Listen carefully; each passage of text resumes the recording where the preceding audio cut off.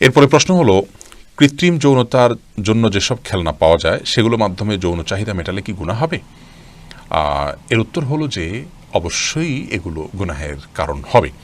কারণ মানুষের যৌন চাহিদা এটা পূরণ করবার বৈধ যে উপায় আল্লাহ রেখেছেন, স্ত্রী অথবা আও মালাকাত আইমানুকুম, এইটি ছাড়া অন্য কোনো উপায় যদি কেউ তার যৌন চাহিদাকে পূরণ করেন, সেটা হাতের মাধ্যমে হতে পারে, হস্তমৈথুন যেটাকে বা মাস্টারবেশন যেটাকে বলা হয়, অথবা কোনো আপনার সেক্স টয়েস যেগুলোকে আজকাল বলা হয়, অর্থাৎ যৌন আপনার যৌনতা সংশ্লিষ্ট খেলনা, এই খেলনাগুলো ব্যবহার করে যদি কেউ নিজের চাহিদাকে পূরণ করেন, যৌন চাহিদাকে পূরণ করেন, তাহলে সেটি গুনাহ হবে, হারাম হবে। এ বিষয়ে সারা বিশ্বের সমস্ত উলামা ইকরাম একমত। এজন্য এগুলো কেনা যেমন গুনাহের কথা, এগুলো বিক্রি করা এমন তেমনি গুনাহের কথা, বিপণন করা তেমনি গুনাহের কথা, এবং এগুলো ব্যবহার করাও গুনাহ এবং পাপের কথা।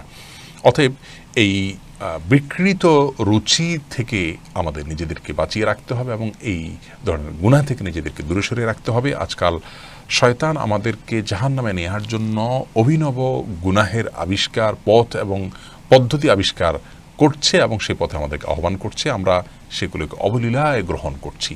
আল্লাহ রাব্বুল আলামিনের দেওয়া সকল শক্তি এবং সকল নেয়ামতকে ব্যবহার করতে হবে তাঁর বাতানো পদ্ধতি অনুসারে, কারণ এগুলোর প্রত্যেকটি সম্পর্কে আল্লাহ তাআলার কাছে কিয়ামতের দিন আমাদেরকে জিজ্ঞাসাবাদের মুখোমুখি হতে হবে। বিধায় কৃত্রিম যৌনতার জন্য যে সমস্ত খেলনা পাওয়া যায় বা সেক্স টয়েস ইত্যাদি পাওয়া যায়, এগুলো ব্যবহার করে যৌন চাহিদা পূরণ করা যাবে না, এটি সম্পূর্ণ হারাম। এবং এগুলোর সাথে সংশ্লিষ্ট ব্যবসা বিপণনের সাথে যারা জড়িত আছেন তারা প্রত্যেকে কবিরা গুনাহে লিপ্ত হচ্ছেন। আল্লাহ তাআলা আমাদেরকে বোঝার তৌফিক দান করুন। ফারহান জানতে চেয়েছেন, একজন আদর্শ শিক্ষকের নমুনা কেমন হওয়া উচিত? একজন আদর্শ শিক্ষক তিনি তার কর্মকাণ্ডে অনুকরণীয় ব্যক্তিত্ব হবেন, তাকে দেখে যেন শেখা যায় এরকম মানুষ হবেন। তিনি সময় অনুপাতে কখনো গম্ভীর হবেন, কখনো হাসি খুশি থাকবেন শিক্ষার্থীদের সাথে। মৌলিকভাবে তিনি এমন হবেন যে তার মধ্যে দৃশ্যত কোনো খারাপ কিছু থাকবে না যেটার প্রভাব শিক্ষার্থীদের উপরে পড়বে। তিনি বিনয়ী হবেন, সহনশীল হবেন এবং প্রয়োজনে রাগ করবেন, কিন্তু অপ্রয়োজনীয় বা অতিরিক্ত রাগ করবেন না, এগুলোর প্রভাব শিক্ষার্থীর উপরে পড়ে।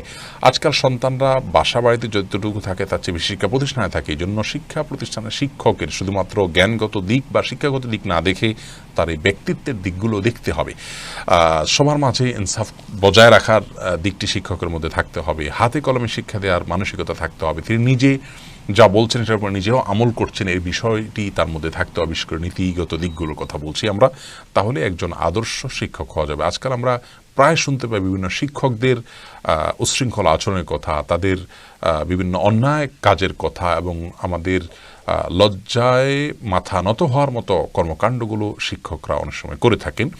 অতএব এই কাজগুলো একজন শিক্ষক থেকে কোনো অবস্থাতে কাম্য নয়। একজন শিক্ষক যখন শিক্ষকতা করবেন তাকে মনে করতে হবে যে আমি যখন অপরাধ করব তখন সে অপরাধের প্রভাব অনেক সুদূর প্রসারী হবে এবং শিক্ষার্থীদের মধ্যে তার কুপ্রভাব পড়বে, গোটা সমাজের মধ্যে কুপ্রভাব পড়বে। এই জন্য শিক্ষকদের শিক্ষকতাটা নিছক অর্থ উপার্জনের কোনো পেশা নয়, বরং এর সাথে অনেক কিছু জড়িত। আল্লাহ তাআলা আমাদেরকে সবাইকে আদর্শ শিক্ষক হওয়ার তৌফিক দান করুন এবং আদর্শ শিক্ষক ছাড়া নিজেদের সন্তানদেরকে আমরা কোনো অবস্থাতে ন্যস্ত করব না, কারণ সন্তান সেখান থেকেই নষ্টের দিকে পা বাড়াবে।